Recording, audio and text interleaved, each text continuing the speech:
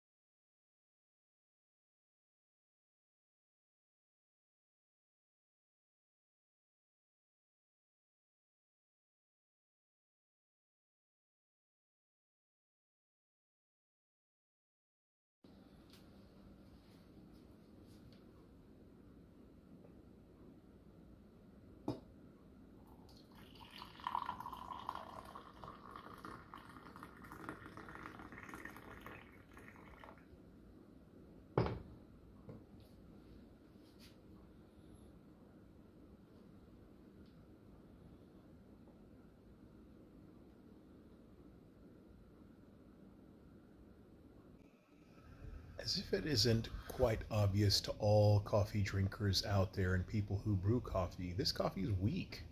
It's very light, but I don't blame the coffee maker. Well, unless you call me the coffee maker, because it's quite obvious that I don't have any idea on how these things work. So I'm going to keep working on it and learn how to make a better cup of coffee in the Siphon Pot by White Cross. Thanks and have a great day.